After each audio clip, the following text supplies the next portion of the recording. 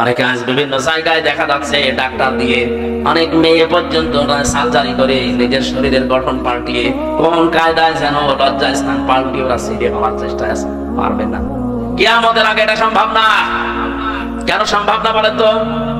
সূরা আলে ইমরানের 6 নম্বর আয়াতে আল্লাহ দলিল দিচ্ছেন, ওয়াল্লাযী ইউসাউবিরুকুম ফিল আরহামি কাইফা ইয়াশা লা ইলাহা ইল্লা হুয়াল আজিজুল হাকীম। আধুনিক যে তাফসীরগুলো পাওয়া যায় দেখবেন ওখানে আছে, তিনি সে আল্লাহ যিনি মায়ের রেহেমের ভেতরে তোমাদের আকৃতি তৈরি করেন। তাহলে আকৃতি বানানো, এই গঠন বানানোর দায়িত্ব কার? আরো জোরে বলেন কার? কোরআনে কারীম প্রমাণ দিচ্ছে, ফালিয়ামসুনিল ইনসানু মিম্মা খুলিকা মিম্মা দাফিক ইয়াখরুজু মিন বাইনিস সুলবি ওয়াত তারাইব। সূরা তারিকের ভেতরে আছে, আল্লাহ পাক বলেন মানুষকে নজর করে দেখে না যে কি জিনিস দিয়ে তারে বানালাম। বাবার স্ফলিঙ্গ দিয়ে দ্রুত গতিতে বের হয়ে যাওয়া এক ফোঁটা নাপাক পানি দিয়ে ওর জন্মের উৎস। এটা শরীর থেকে বের হলে শরীর নাপাক হয়ে যায়, গোসল ফরজ হয়ে যায়। পৃথিবীর কোন মার্কেটে দোকানে যার 4 আনার দাম নেই আছে, কেউ ফ্রি দিলেও নেবে বলে না। এটা বের হওয়ার সঙ্গে সঙ্গে মায়ের রেহেমের ভেতরে যখন যায়, বিজ্ঞান এখন প্রমাণ করছে এক একটা ফোঁটার ভেতরে কমপক্ষে 40,000 মানুষ বানানোর ক্ষমতা আছে।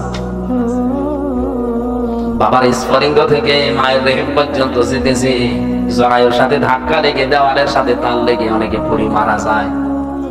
রেহেম পর্যন্ত পৌঁছাতে পারে হয়তো 1টা 2টা 5টা 7টা 13টা পর্যন্ত বাচ্চা এই দুনিয়ায় ক্যালিফোর্নিয়ায় করে হয়েছে।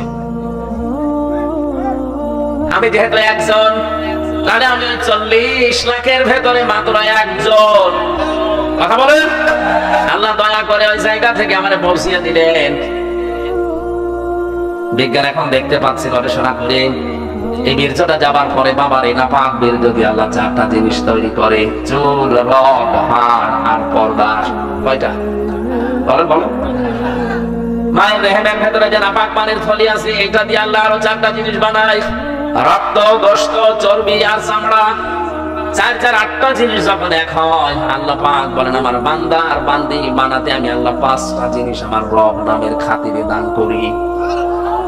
وَجَعَلَ لَكُمُ السَّمْعَ وَالْأَبْصَارَ وَالْأَفْئِدَةَ ইলা আখিরি আয়াত। সূরা নাহাল 14 নম্বর পারার 14 নম্বর পৃষ্ঠার 14 নম্বর লাইনের 78 নম্বর আয়াতের মাঝে আছে, আমি আল্লাহ শ্রবণ শক্তি, দর্শন শক্তি, বাক শক্তি, আকেল শক্তি আর ঘ্রাণ শক্তি, এই 5টা আমার রব নামের কারণে দান করি। দিনাজপুর বসে মদত যদি থাকে মাথায় চিন্তা করেন, আল্লাহ যদি ওই সময় একটাও কম দিত আপনি হতেন কিন্তু অপূর্ণাঙ্গ। দর্শন শক্তি যদি আল্লাহ না দিত আপনি কানা হয়ে দুনিয়ায় আসতেন। অনেক কানা দুনিয়ায় আসে না। আপনি যদি কানা হতেন তখন বুঝতেন কি ঠেলা। কুমিল্লায় একবার খাবার খাচ্ছিলাম, পাশে দেখি এক অন্ধ, বিদ্যুৎ চলে গেল, আমরা হাওমাও করছি কোথায়, তাড়াতাড়ি জেনারেটর চালু করে, কারেন্ট কোথায় গেল, আলো নেই। মাত্র 2 মিনিটের ভেতর ওনাদের জেনারেটর নষ্ট, আলোর ব্যবস্থা করতে পারে নাই। অন্ধ আমার হাত চেপে ধরে বলছে, হুজুর মাত্র 2 মিনিট কারেন্ট চলে গেছে, আপনি চিল্লাচ্ছেন। অথচ আজ 42 বছর আমার জীবনে কারেন্ট নেই।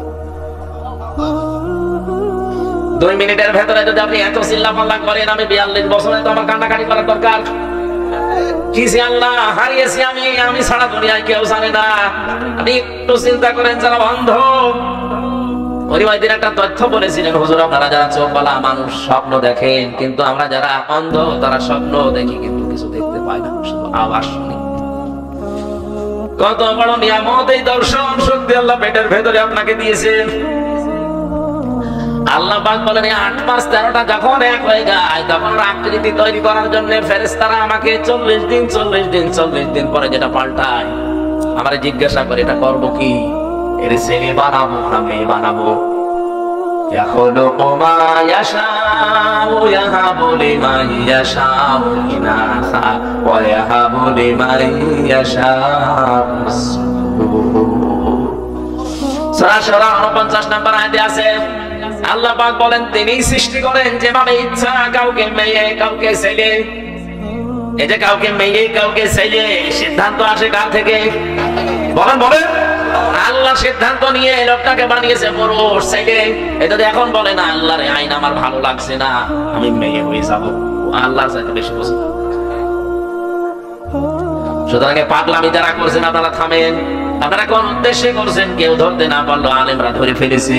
জাতিকে আপনারা আল্লাহর গজবে ফেলার জন্য চেষ্টা আছে। লোদ নবীর জামানায় এই গোনাটা চালু হওয়ার কারণে আল্লাহ তাদেরকে ধ্বংস শুরু করেননি।